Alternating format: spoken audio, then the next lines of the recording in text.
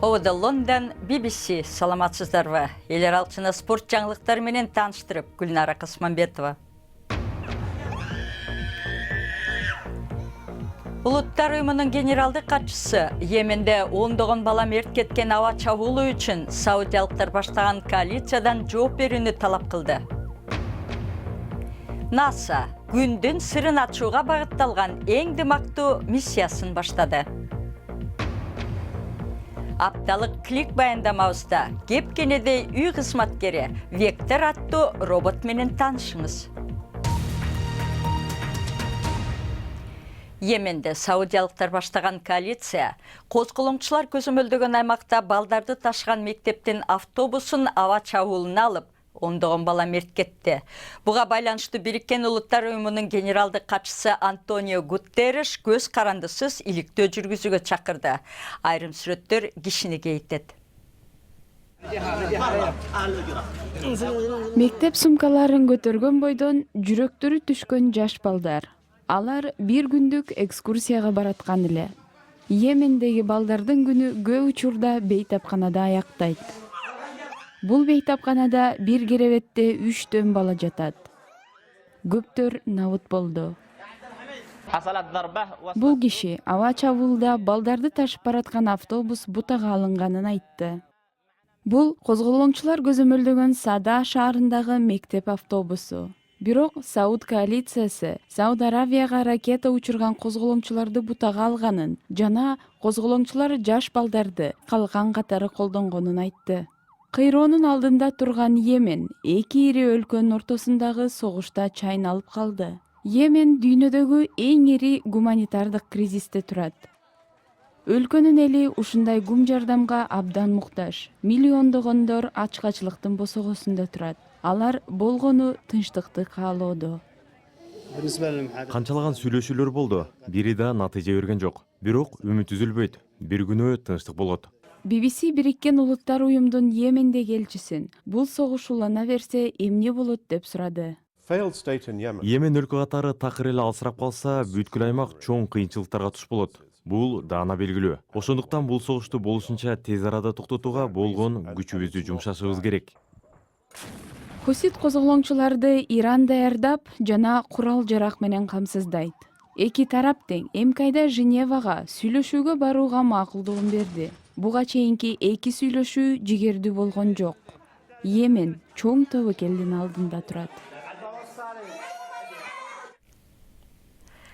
Тарыхтагы эң дымактуу миссия.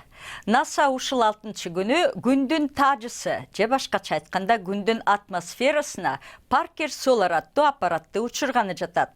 Космос кемеси биздин системадагы жылдыздын көптөн берки ачылбай келген сырларын иликтейт. Паркер Solar аттуу спутник күнгө бизди мурда болуп көрбөгөндөй жакындатат. Ал аябагандай тездик менен саатына 700 000 километрге чейин уччу спутник. Спутник күндүн орбитасына кирет. 7 жылда кеме акырындап күнгө жакындайт. Бул күндүн бетине 4 миллион чакырым аралыкка чейин барат. Балким укканда бул алыстай туюлушу мүмкүн. Бирок Күн жерден 150 миллион километр аралыкта. Буга салыштырмалуу Паркер Solar спутники абдан эле жакындап барат. Спутниктин сыртында ысыктан коргоочу жабдуу орнотулган. Ал 1500 градуска туруштук берет. Спутник күндү айланып жүргөндүктөн НАСА аны менен сырткы атмосфераны изилдейт. Бул жерге күн шамалы кантип тараларын байкоого ала алат.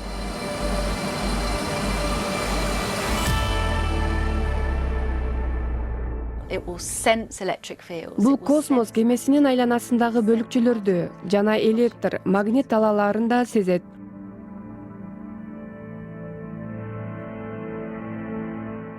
Бирок муну эмнеге жасап жатат? Анткени күн шамалы радио байланыш менен спутниктерге тоскоолдук жаратышы мүмкүн. Паркер күн бороонун алдын ала аныктоого жардам берип, жер бетинде өзүбүздү ишенимдүү коргой алабыз. Бул андан сырткары асмандагы уюлдук жарыктар сыяктуу кубулуштардын качан болоорун аныктоого жардам берет.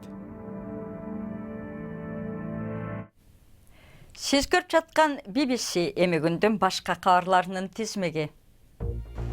Буга чейин АКШ долларына салыштырмалуу рекордтук деңгээлге түшкөн түрк валютасы лира ого өтүр төмөндөдү. Жыл башынан бери лира 40%га арзандады. Саясий топтор менен байланышкан деп шектелген америкалык диний кызматкер Андрю Брунсон 2 жылдан бери Түркиянын камагында. АКШ буга жооп кылып 2 түрк министрине санкция салган. Федералдык сот арызы каралып жаткан 2 мигрант депортацияланганын угуп, иш аяктагыча аларды АКШда калтырууну чечти. Апасы жана кызы Борбордук Америкадан сексуалдык зомбулук жана гангстерлерден качкан топко кошулуп, июнь айында башпаанек сурап Америкага келген.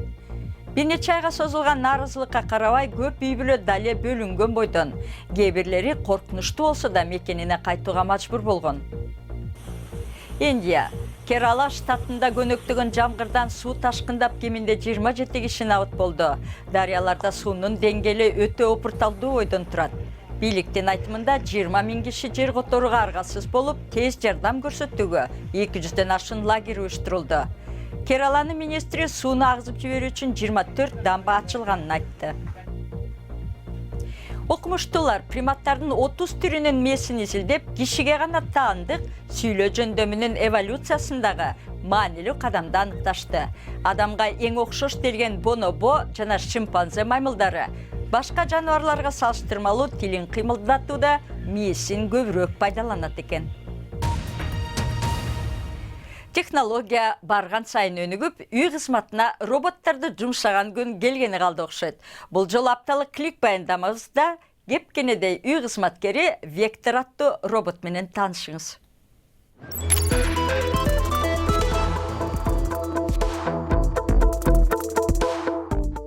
Бул кичинекей роботтун аты Вектор. Ал үн менен башкарылып, үйдө жардам берүүчү акылдуу ассистент. Болгону 7 см болгон Вектор убактысын пландап алып, суроолорго жооп берет. Amazon'дун Alexa жана Google'дун үн менен башкарылган жардамчыларына салыштырмалуу, ал үй ичинде кыймылдап жүрүп алат. Ford компаниясы X8 аттуу жабдыгын технологиялык сыноолордон ийгиликтүү өткөрүп, эми аны 15 заводдо чыгара баштайт. Бул кийилчү жабдык үйдө карап иштөөгө жардам берет. Ал бир эле кыймылды кайталоодон чыккан оорлардан сактайт.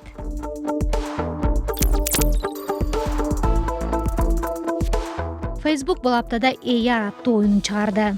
Ал оюнда оюнчулар Messenger чатта тобу менен бир учурда ойной алат. Бирок ал Snapchat'тын Snapables аттуу оюнуна өтө окшош экен.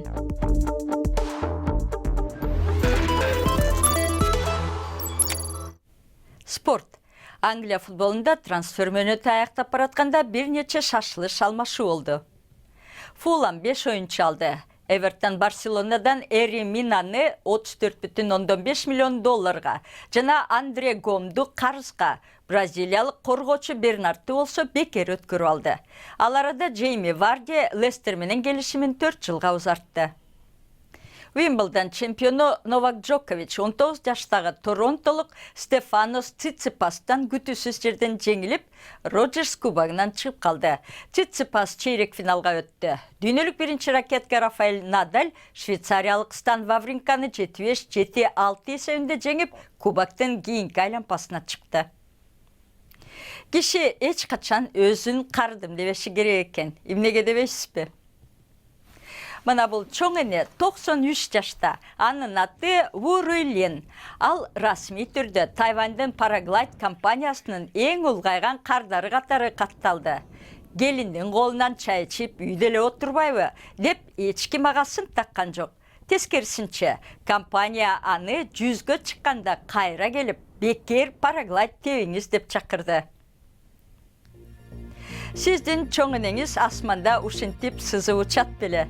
Сиздер менен апта бою болгон Гүлнара Касманбетова оодо кайрадан жолукканча саламатта болуңуздар, дем алыш күнүңүздөр көңүлдүү өтсүн.